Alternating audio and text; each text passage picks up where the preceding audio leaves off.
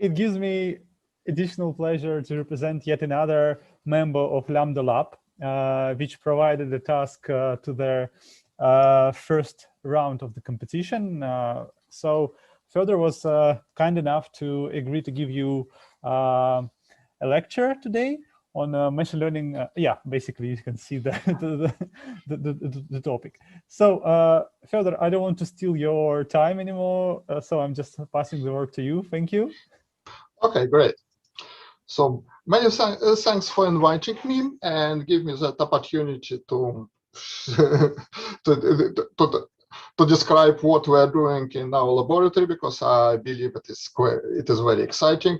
Here I represent the laboratory of methods of big data analysis, the LAMBDA laboratory on the Faculty of Computing Science of High School of Economic University, and also I represent the Yandex School of Data Analysis when doing some research at CERN.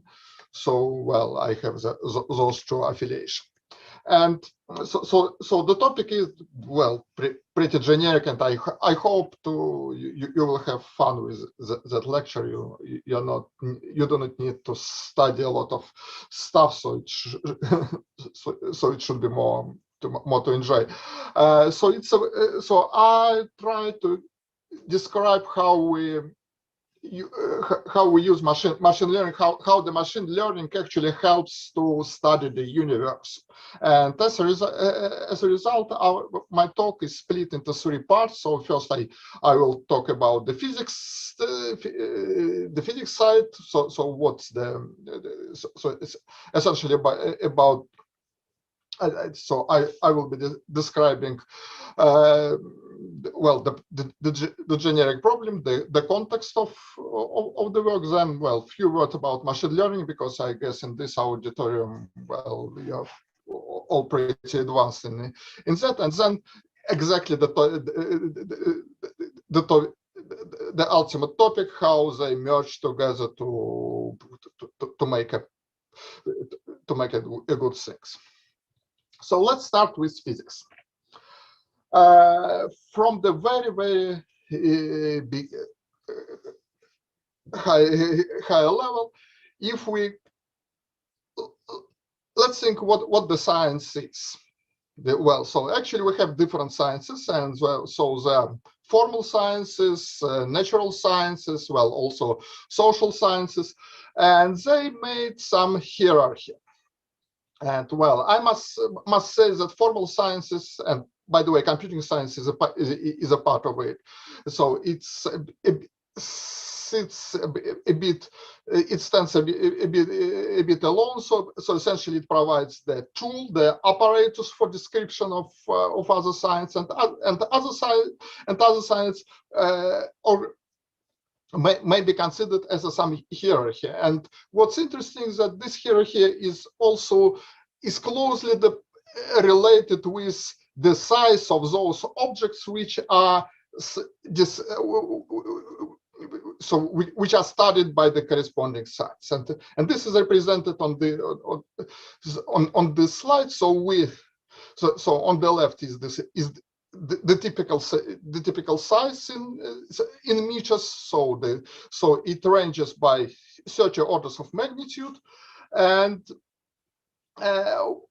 so what's interesting is that physics as a science actually covers is presented in two locations here. So it covers the smallest part, starting with atom, the atomic physics and below, up to, down to particle physics and so on, and also then. And so on another side, it starts with solar system and, well, the galaxy and all that. And all other natural science are actually put in between. So, for example, chemistry is just above the physics, so it learns the molecules, which are the next level of hierarchy above atoms, and so on. Well, so this is essentially the context of what of studies for the universe, and also in this scale we have two open ends on the open ends on the smallest size, where we we can reach the smallest objects for studied at some level, and then the highest level, the highest end. So essentially we are limited by the visible universe, and well, can directly study what is beyond. So this actually makes a big difference for physics and essentially for particle physics from one side, and astrophysics from another side in the field of studies. So they both are the frontier of science, in contrast to other science which are studied the pretty well defined region. Okay, so this the context. The universe itself, it's pretty young, so it's less than 15 billion years old, and so we all we assume that it appears then as a result of Big Bang, and then it developed for those years up to the current state. But the main development of the universe happened during first seconds. So after the first second of its life, it's already expanded and has the properties which are not far from those which we have right now. Well, so this is the object of our study, the universe. And well, said that we essentially pretty well understand those processes which happened during the development of the universe, and so that's why we are pretty sure that of that Big Bang theory, because there are some consequences, and we can check that those consequences, and they're pretty well fit our observation. So we are pretty confident about that theory. So we know them. We understand the most effects and properties which we can observe. However, the question is to which extent we understand, we still understand what's going on. So is it did we study the universe well enough that, well, probably some teeny things we still need to understand, but we have the general picture correct, or we still have major problems for that? And apparently the answer is that yes, we do have the major problems. We do have the major effects which does not fit into this scheme. So so there are, I would say, 1,000 effects which fit into this scheme pretty well, but there are major effect which doesn't fit. And one of them, and so it is one of the fundamental questions of the modern physics, is the problem of existence of antimatter in the universe. So you likely know that. So our matter is made from atoms of material atoms, and material atom consists of nuclei and electrons around it. Nuclei is positive because there are positive protons in them. Electrons are negative, and so essentially this red is the scheme for the schematic for the atom, for the regular matter. However, if we substitute those particles to antiparticles, so for example, build a similar atom which consists of nuclei which consists of antiprotons instead of protons and antineutrons instead of neutrons, and will pass positrons rather than electrons around, then this atom should have exactly the same properties like the matter. So its anti-atom will be not very similar, but just exactly the same as the regular atom. This is because the laws of physics are symmetric with respect to changing particle to antiparticle. So from the very basic symmetry considerations, is any law is valid for the matter, the same law is valid for antimatter. Yeah. However, we know that there is very small traces of antimatter in the universe, and we are pretty confident on that. So even one can imagine, okay, so first of all, you know that when matter and antimatter collides, then annihilate, producing energy. So in principle, they can hardly coexist for a long time in one domain of the time space. Well, however, one can imagine that there is material in our region, but in some another end of the universe there is the antimatter domain. So we still have the more or less regular similar distributions of material and matter and antimatter in the universe. But in matter of fact, this is not the case. So we are pretty confident that there is very little antimatter in material in the universe.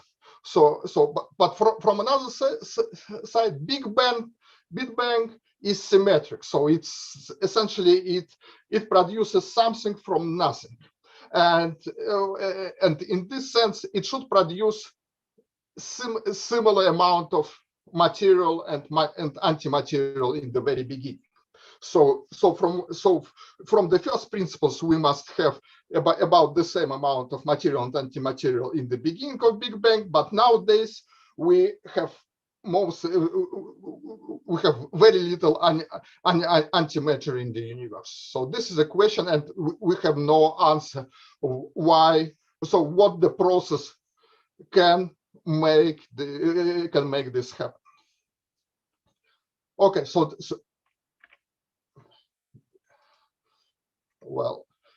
actually, I had to switch to this slide. So this essentially the fundamental question of the physics, and we put a lot of efforts trying to have an answer. And another big fundamental question is a puzzle of dark matter. So as a matter of we can observe our universe, and we can pretty well understand the distribution of different materials, of matters and radiations in the universe. So we can estimate the distribution of mass in the universe, and from that, so we are pretty confident. So that these are reliable ways to evaluate the mass of some particular galaxy. However, if we consider the dynamic of the galaxy, so they all are rotating, and actually this rotation dynamics is driven by the mass distribution in that galaxy, as you can imagine. So if we try to derive the mass distribution from those rotation kinematics for the galaxies, then we get completely different distribution of material in the region of those galaxies rather than what we observe. And this is actually illustrated on the top right plot. So essentially, so the red curve is what we would expect for the observed material distribution, and the white curve is what we essentially what we measure. So there is an obvious contradiction, and actually how big that contradiction is, very big. So as a matter of fact, we have to assume that the universe contains about 5 times more material, more gravitational mass than the observed amount, just to explain the observable dynamics of the local galaxies. So this means that we must assume that there is about 85% of the matter in the universe, which we has no idea what it is. So it's very slightly interacts with real world. So it affects on the galaxy mostly in gravitational ways. So in macrodynamics. So it's something we have no idea what it is. And those two questions, those two fundamental questions of the physics of our universe. So essentially, this is our world. We want to understand our world.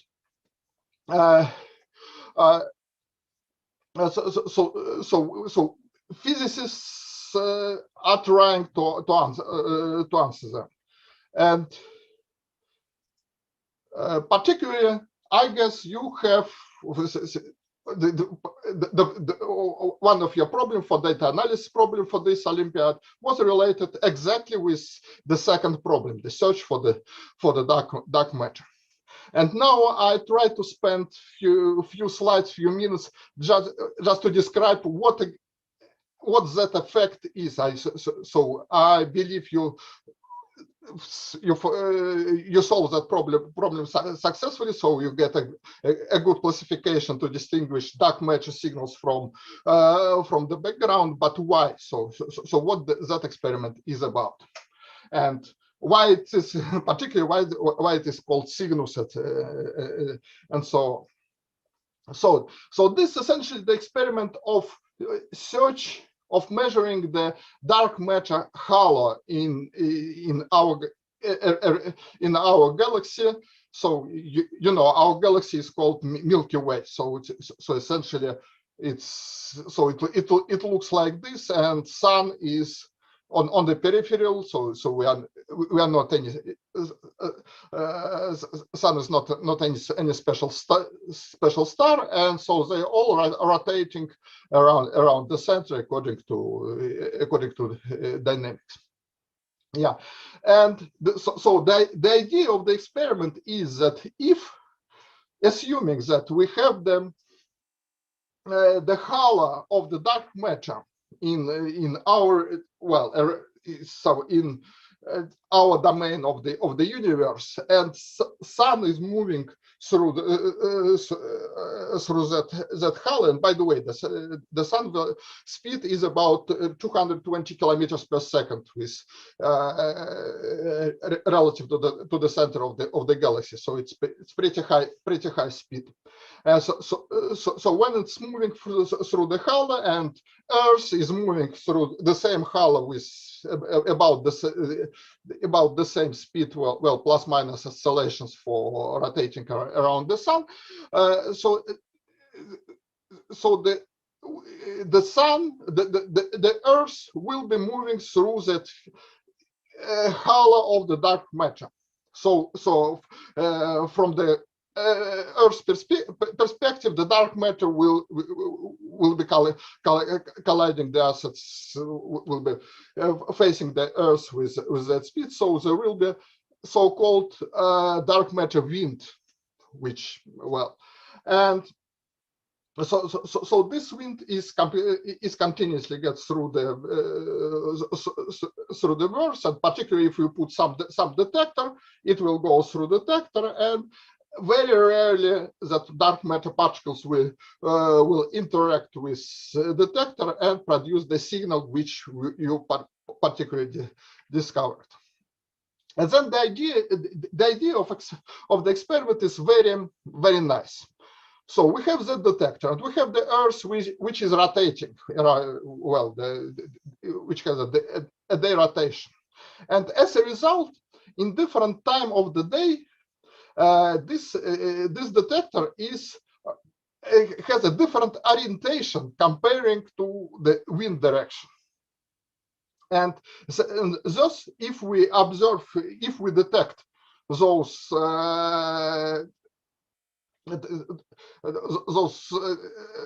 interactions, and we observe that they are correlated with rotating of the Earth around it, then this is in principle unambiguous positive observation of the effect of dark matter in the material. So this is the idea of the entire experiment and that measurement.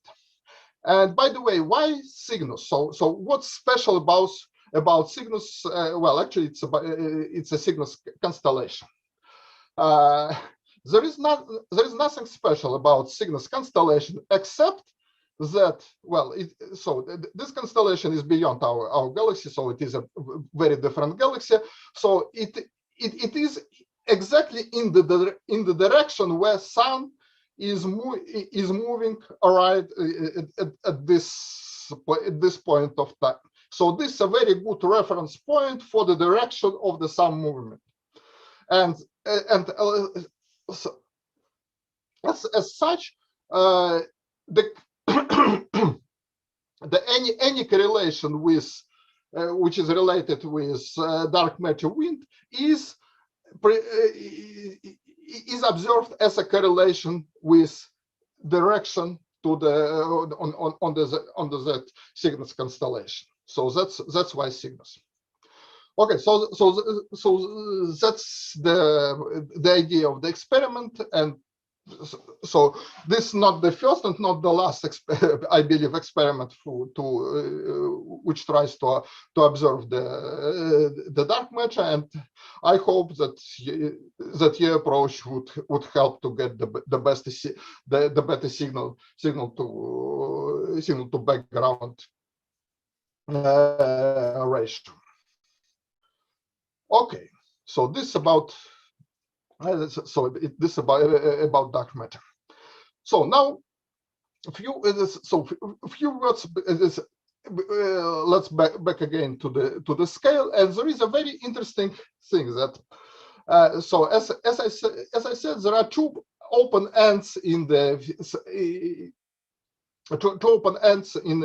scale of physics. So one is super small, the particle physics, and another is super large, the cosmic physics. And apparently they are very closely related. And so as a matter of fact, those energies which are necessary to produce to have these particles, so to get to that distance, those energies are very similar to those energies which we had in the very beginning of the universe, of the universe development. Yeah, and as a result, when we are trying to answer questions about early development of the universe, as a matter of fact, we find those answers of those questions in the effects of the particle physics. So those two open ends are very closely related. So as a matter of fact, I would say this is not the scale from small to huge, but somehow it is circled. And okay. So let's talk a little bit about particle physics. And at this moment, right now, we have a pretty solid model of how our measure is made, and what are the elementary components of that one. And this model is called standard model. It contains just 17 particles in the base, and and that's all. That 17 particles and interactions between them, well, so that's schematically showed on the right plot. So this is all we need to describe thousands, well, I think probably millions of observations of properties of our properties of properties of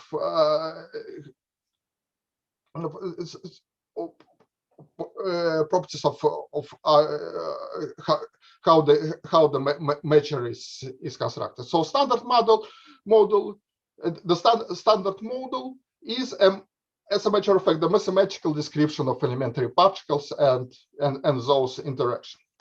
And so essentially standard model is the model of the universe, because everything, so it includes electromagnetic interaction, well, strong interaction, weak interaction, and so it describes essentially it describes the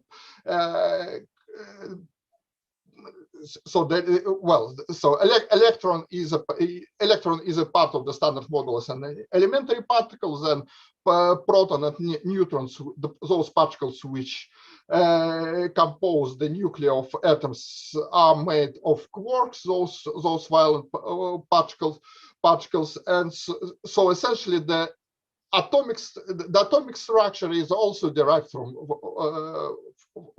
those standard model, and so on. So essentially this standard model is the basis of all description of physics and, well, of natural laws above them. Yeah, so this is another view on those particles. So essentially, what's important is the properties of interactions between particles. How you imagine it, well, it depends on the level of your imagination, and how we try to understand essentially the structure of the details of structure of materials. So with how to answer the question, what are all our things made of? So the generic concept would be simple. Okay, things are made of some smaller parts. Those smaller parts are made from other small parts, and so on and so on. And then the question, is it infinite loop or it is finite? As a matter of fact, it is finite. And so in the very end, we have those particles which are considered as elementary particles at this point, so they are not made of something. Is it that end? So can we? So we cannot study any further. Actually, we can. So even after full disassembly of well, our object of material, we can still go further. We can smash those elementary, the low level object. What would be the result? Well, if we smash two berries, we get a kind of gem, right? However, particles are different. So if, in contrast to berry, particle collision creates new particles.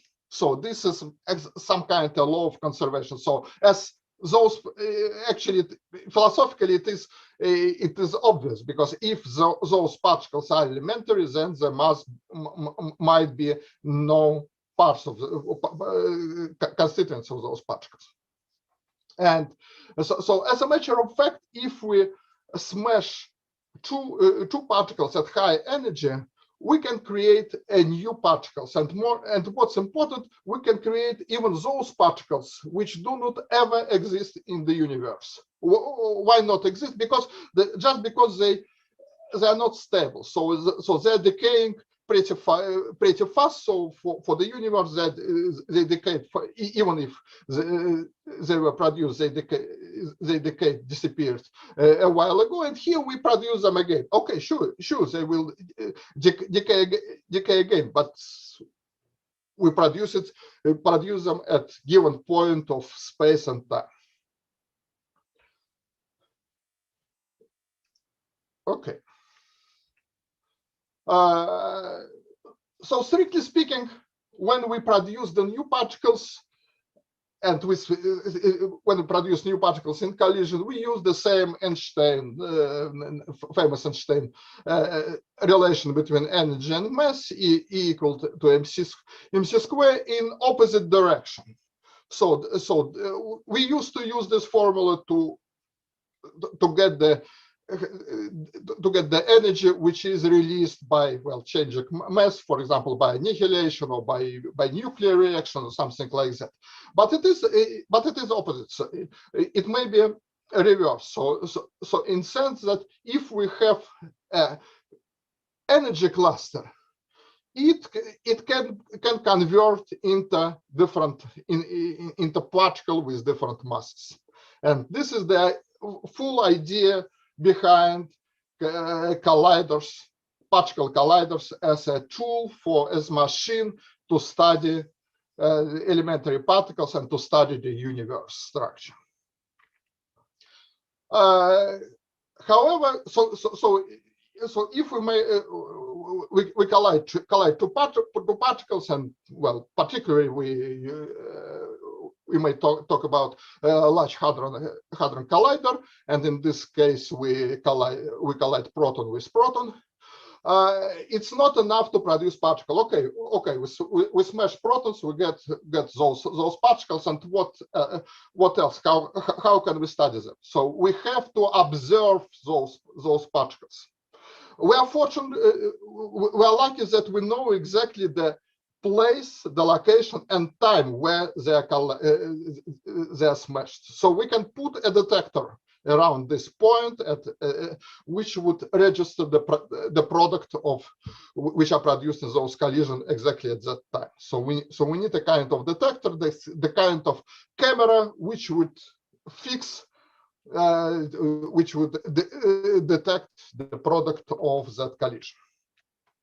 So this the whole idea behind that collider physics and the study of universe. And the particular machine we use for this right now, the most powerful machine, is Large Hadron Collider at CERN, and it collides protons which are accelerated to, well, essentially to the speed of the light. So it's pretty close, and there are 4 detectors to shoot those events. So there's a technique that showed here, and I personally work for that LHCb detector. I will not get into details into those detectors. What's important that those detectors collects tens of millions of events per second, and operates for many years. So you can imagine the amount of data. So essentially we are talking about processing hundreds, well, probably already 1,000 petabytes of data. So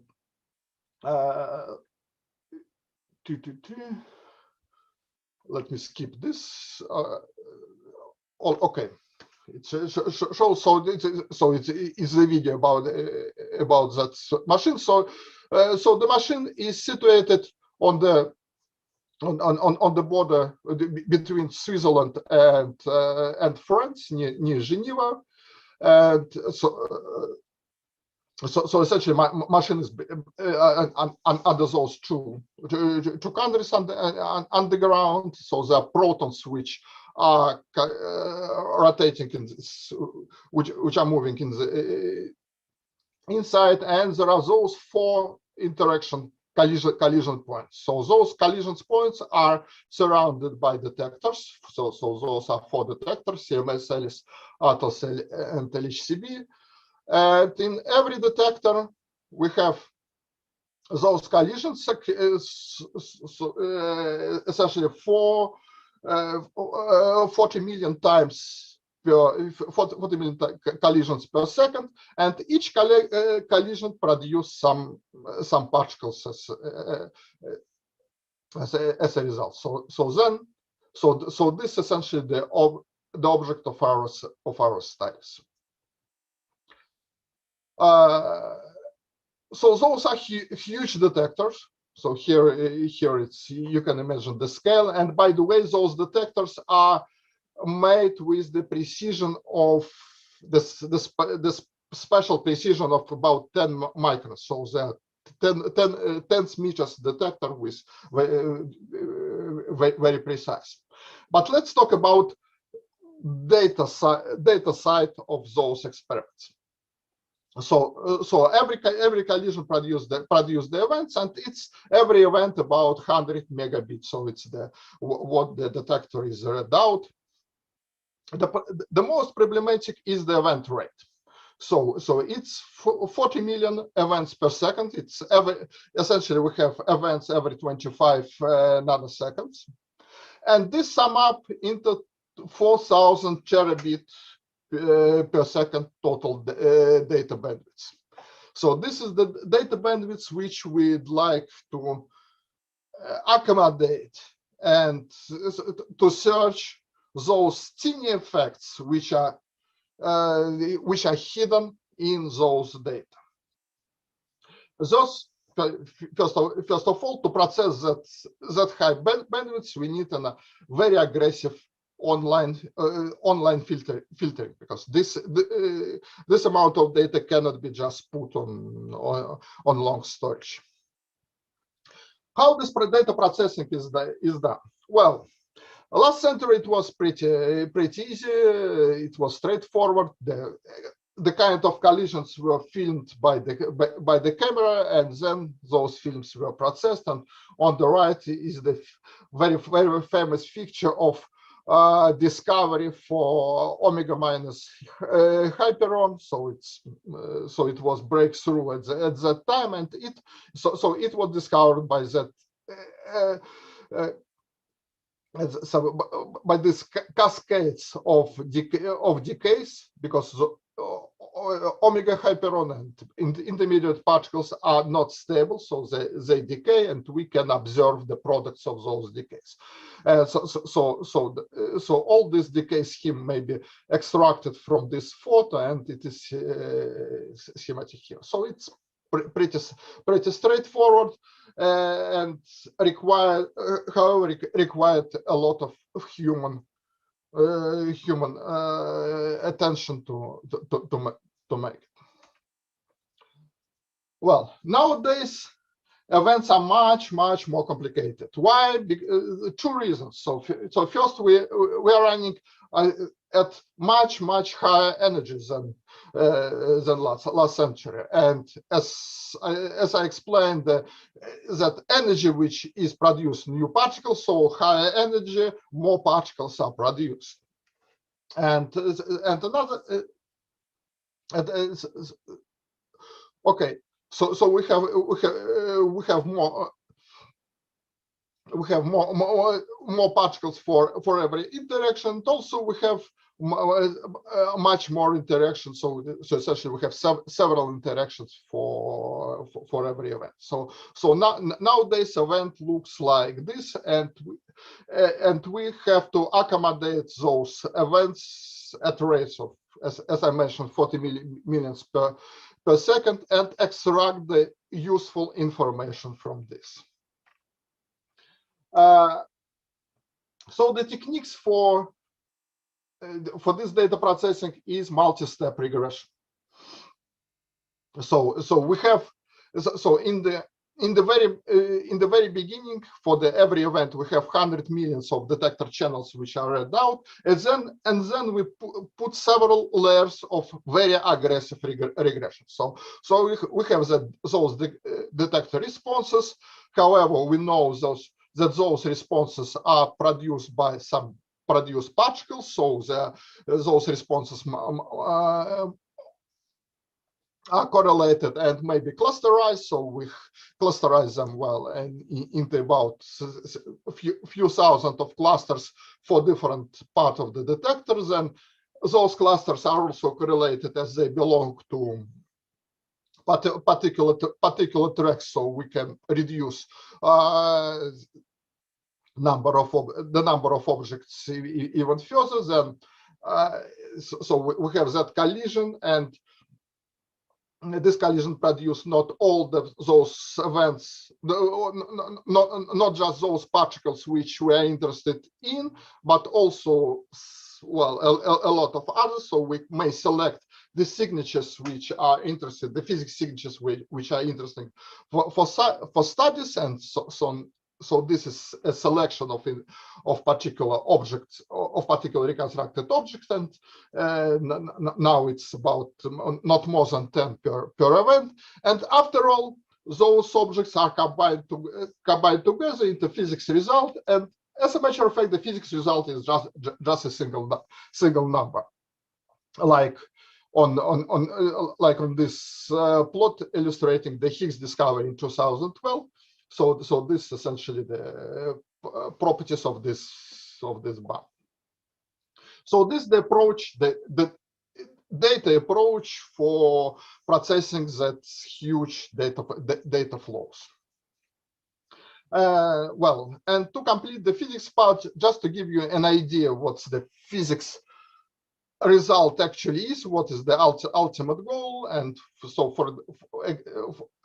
again, for the example, consider that paper for Higgs discovery in 2012. So this is the final plot, and this is the split of those paper into constituent parts. So as you see, the paper itself contains just a half of the full volume of the paper. Another half is a list of authors. So essentially, almost 3,000 people were contributing to that discovery. That's because this is indeed very, very complicated task. And you can also imagine how hard it is to organize the work of those 3,000 people to produce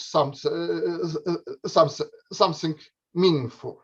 Note that those people has no vertical organizations. They belong to very different universities. So there is no organizational chart. They just work together to get a result.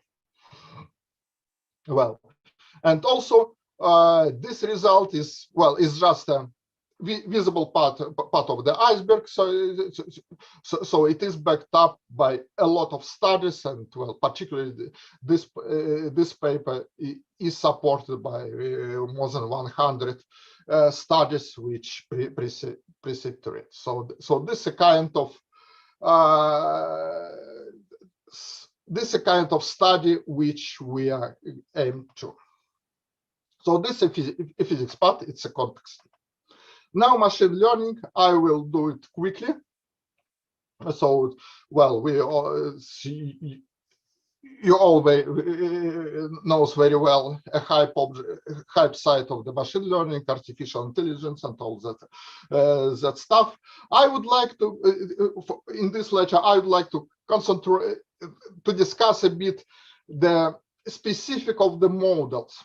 So we all talk about model. Machine learning is all about building the model, but machine learning model is pretty different from the model which we used in natural sciences, and I'll spend a couple slides on that. So the scientific model is what we used to learn in the school. So physics laws, chemistry laws, well, biology laws, even social laws. So the main paradigm of the scientific model is that a model is the primary, and that the model predicts some data. So we assume the specific dependencies which are driven by some fundamental laws. We put it a priori. So we make a law. Then so in such an assumption, the law is usually have very few parameters. For example, we considering the drop of the heavy ball, there is just one parameter, the gravitational constant. That's it. What's so in the origin of the scientific model is some law, and moreover, according to Occam-Razor principle, if we have different models to describe for some phenomena, which used to we should select the simplest one. So it's most likely explain the effect. And the great thing about scientific model is that it is very well extrapolated beyond the domain where it has been tested. So, for example, we can study gravity on the Earth in the lab, and then the same gravity works for galaxies. And so it can be extended by many orders of magnitude, and it's still the same galaxy. Also, of course, we have the great thing is that the predictions may be well interpreted, so we can pretty easily set why we expect that effect. However, this approach has a very fundamental drawback, that as a matter of fact, we never can observe the effect of particular, say, physics law in pure form. So what we observe is what we observe in laboratory, in particular experiment, is a combination of, well, essentially of all laws in the which interact together and producing the final result. For example, when we drop the heavy ball, it's not as exactly the gravitational. It's not only gravity which describes its movement. It's also the direction of air. It's also the initial state. It's also the properties of timing measurements, etc. So there are plenty of effects. So this is important philosophically. So you can never claim that the prediction of particular model should exactly describe our observation. So we can never get this coincidence, this consistency. And so philosophically, physicists, well, so they have work around, but this is very fundamental problem of what I call scientific models. So the good example of scientific model is the standard model. So we have that stuff. We have the so here is the Lagrangian. So essentially, it's a formula of the law. It could look pretty complicated, but agree for the law of everything, it's not that complicated. And then so we have that model, we have prediction, and well, that red line is a prediction for that, but for particular Higgs set. So this is what we do. What machine learning deal with is so-called descriptive model. So it is the opposite paradigm. In this approach, model describes data, and data is primary. So we have no essential a priori assumptions about the dependencies of parameters. The model is universal. So whenever points we have, essentially we can make a prediction, and this prediction it will be correct. So it will combine together all effects which affect the particular measurement, that particular observation which we want to predict. Well, so this is not for free. As a result, we have the very high number of model parameters, and those parameters are hardly interpretable. And well, you know that interpretable models is a popular direction in the machine learning, so to make it interpretable. But the main drawback of this approach is that that assumption can hardly be extrapolated. Well, so the good example of this model is Archery. So it's very, very hard. Well, I would say almost impossible to describe the dynamics of how the arrow moving and all the stuff. However, the result is pretty good, and people used to get into the target pretty reliably. So this is an illustration how we can get a decent result without solving all those equations from the first principles. Okay, so telling that, well, we have typical machine learning problem. Well, you know it's better, different approaches, starting with simple linear model and up to deep model, well, whatever. How we combine put them together? So essentially, the idea is to use to apply all those advantages we have in machine learning world with modern artificial intelligence to natural study, to physics study. By the way, machine learning was applied to particle physics a while ago, and this is assumed to be essentially the first application, which is back to 1988, which demonstrated the effective use of neural networks for tracks and cluster search and particle detectors. So the cooperation between machine learning and particle physics has a pretty long story. So if we consider the typical data flow for particle physics experiment, so there are different step of data processing.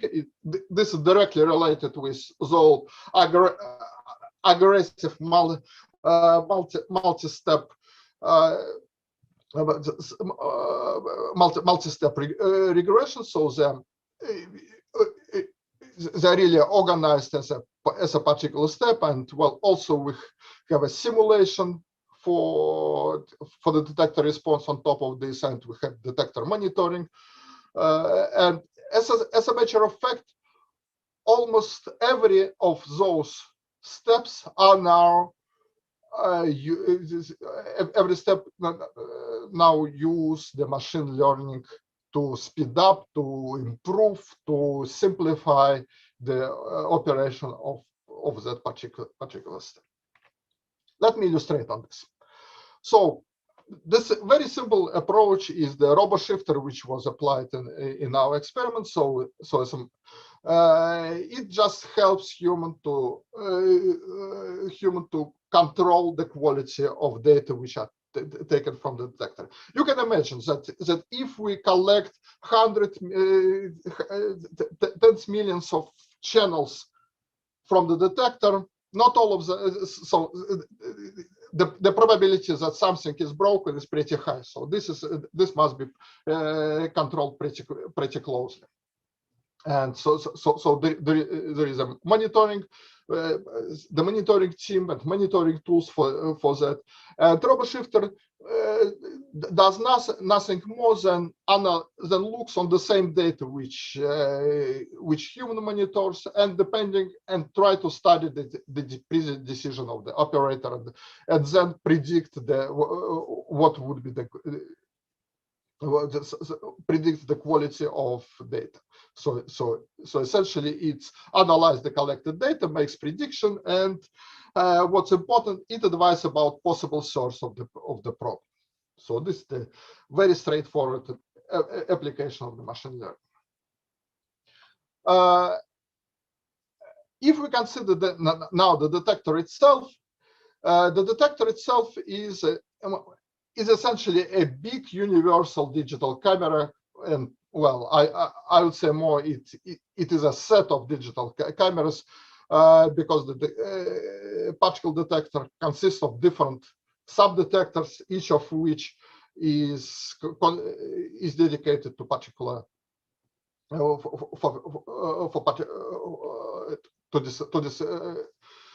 particular kind of information. And okay, and so here are those areas of machine learning which are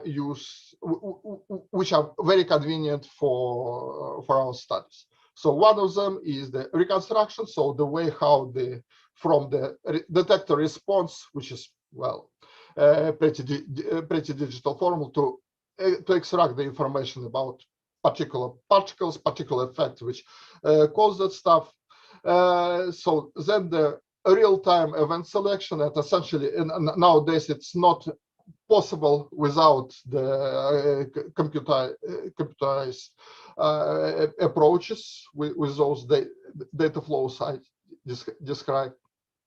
And so also machine learning is effectively used for search for very rare events, and I guess in your study, in your search for dark matter is really a very rare event, so there must be a very good suppression of backgrounds to search of that. And also it is used for fast simulation. Let me speed up, so I won't make details about those inference. Probably I tell a few words about the using of machine learning for the simulation. So first of all, why we need the simulation? So we have experiment, we have data, we have observation, and then, well, why we need to simulate the data? The problem is that we need to make an inference. So we have the observation of some results and something, and this is not a direct observation of our effects we want to study. For example, we want to measure some parameters of the standard model, but we observe there is some particles which are produced. So there is a long, very non-trivial transfer function between our original goal parameters and observations, and we have to solve the reverse problem. So to make an inference, and as a matter of fact, the transfer function is so complicated that we cannot resolve it. We can't resolve it analytically. So what we do, we solve that reverse problem as an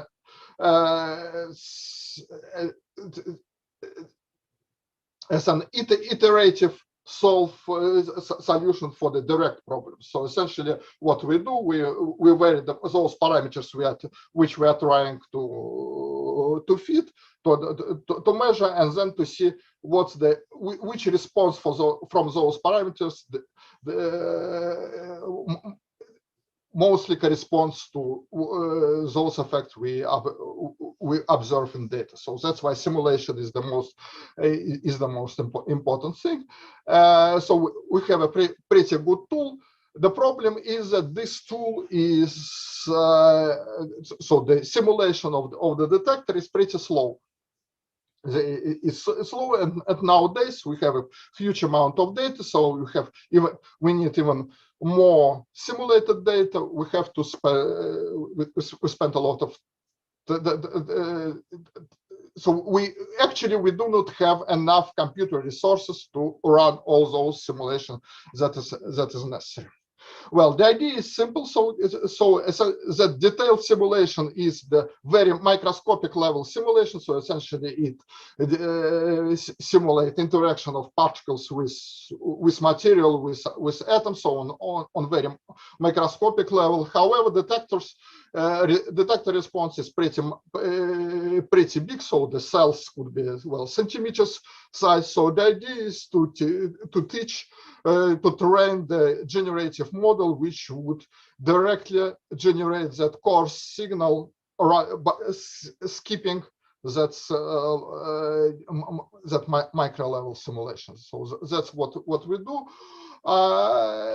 So it is very popular, so very important approach. So we use generative model here. It's for the example for the calorimeter. As a matter of fact, it is a gun with probably the special organization for so it is a conditional gun to how to treat the conditions. But anyway, so this is an example what we can get. So pretty good correspondence between what we expect to get from the detailed simulation and what we get for the generative model. The problem here is so essentially what we use are the regular generative model approaches taken from the machine learning. The problem appears in the analysis of the results. So it's not a big problem to produce the pictures, the responses which look similar, like on this plot. However, if we look into details, it's pretty hard to reproduce the marginal distributions, especially if we do not put those marginal distribution in the center of attention in advance. So, and this is a principal difference between natural science and, say, image processing. For image, your eye is the target measure of success. Here, for the physics study, the measure of success could be very different, and so all those approaches which are developed for image generation could produce visibly good but physically not acceptably wrong results. So that's why we need a very special approach. As a result, this very high topic in high energy physics. So as an example, I took the 12 months of papers on archive, which correspond to experimental and theoretical particle physics. And you see, so there are about 60 papers with keyword deep keyword machine learning. So this is a very high topic. So coming to the end of my presentation, we have many areas of many fields for machine learning applications for the modern particle physics, for the modern science, and it was proved that using machine learning, using artificial intelligence, speed up and essentially the boost quality and boost the quality of studies.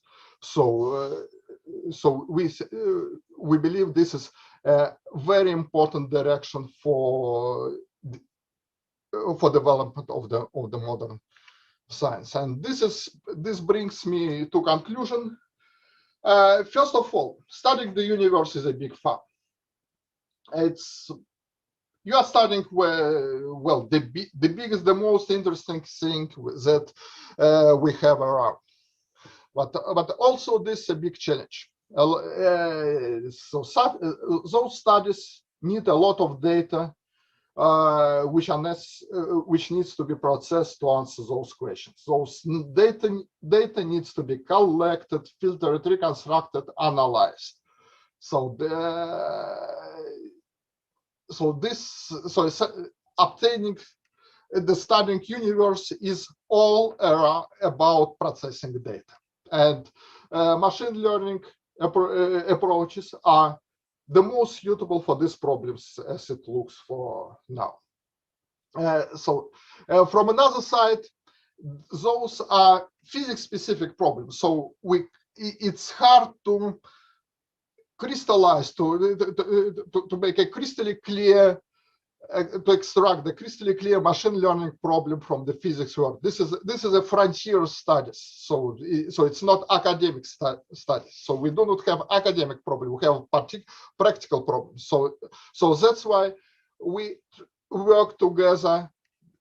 So machine learning experts work together with brilliant physicists to build the most powerful data processing system and investigate and, well, eventually solve those puzzles in our universe.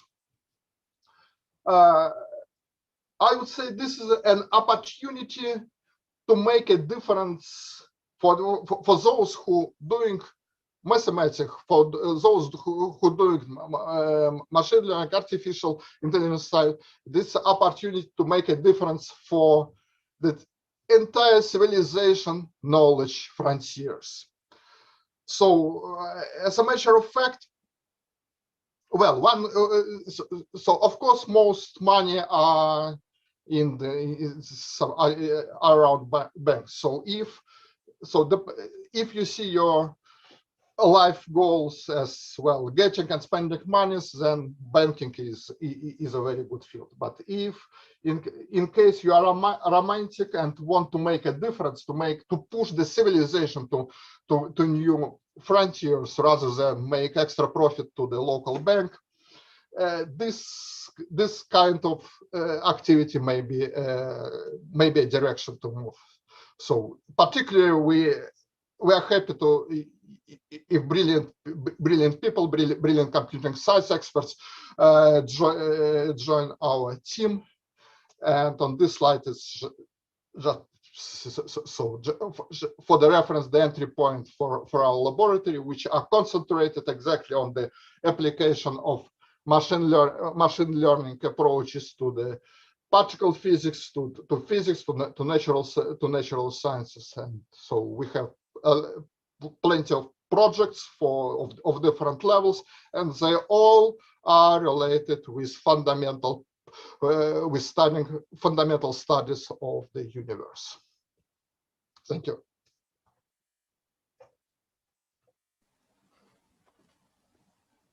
Thanks a lot, Fedor, for a wonderful lecture. So if anyone has questions to Fedor, please ask away. So actually we can even, I guess we can switch on the microphones for the participants. So yeah, so I just allowed this. So if you want to just get involved in discussion with Fedor, please do not hesitate. Hello. Hi there. Okay. I want to ask, is it important for you to make an interpretable model? I mean, most of machine learning is hard to be interpreted. So in this case, I mean, in understanding universe or in astronomy, is it important to make an interpretable model? Well, good question. Well, of course it is important. However,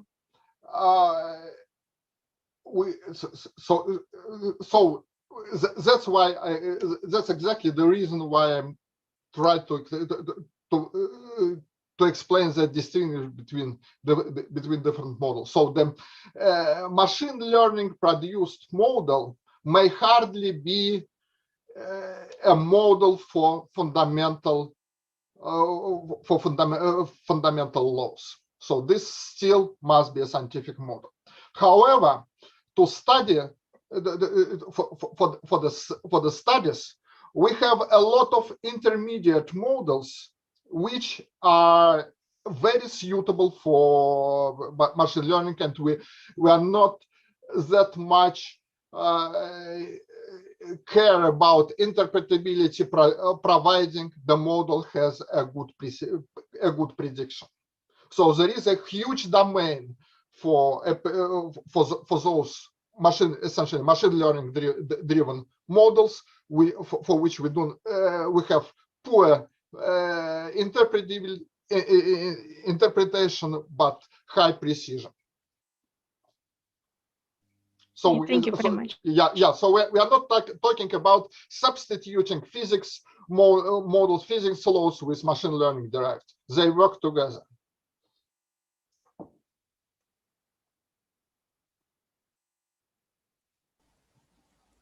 Thanks for the nice question. So if anyone else has questions, or I don't know, maybe any comments, yeah, that would be really nice. By the way, join LAMBDA on Instagram. I just sent the link to the chat box. So they always have really nice events, lectures, etc. And I think there is still registration open to your summer school. Yes. So if you don't mind, I could send also the link to the chat. Oh, I appreciate it. Just give me a second. Yeah, basically our colleagues organizing the 7th, the 7th should be machine learning, school on machine learning in high energy physics. So if anyone wants to participate, the registration is still on. Unfortunately, I don't remember the deadline, but I think it's somewhere in May. So you guys still have a chance to to learn about it or participate even more. So yeah. As a matter of fact, I encourage you guys to, well, just give it a try. So it's very interesting. So that combining machine learning with fundamental physics is very interesting. So it worth at least trying and looking how it works. So it's once in a life experience. Even if you decide to make a different career, you would expand your vision of the on the world, on the universe, and well, on the everything. So it's once in a time experience. Indeed. Okay, I think there are no additional questions so far, but as you can see, there are contacts of Fedor. So if you have any questions afterwards, Fedor and LAMBDA Lab are really open for communication and any types of cooperation that might be in your mind. So Fedor, thanks a lot for a wonderful lecture. Mm-hmm. My pleasure. Yep. So there's supposed to be the next activity now, but unfortunately it was cancelled. And so that's why we are calling it a day for this for this day's session. So yeah, so if any of you came for their presentation by Yandex on how to get to the most, how to get the most from their internship, it is cancelled. So really unfortunate, but it is so. So thanks a lot, everyone, for participating in today's sessions, and good luck. See you all tomorrow at the closing ceremony of IDAO. It's the very last, but the very pleasant event that we still have, where we will all learn the names of winners for this year competition. Okay, have a nice day, evening, morning, wherever you are. Bye.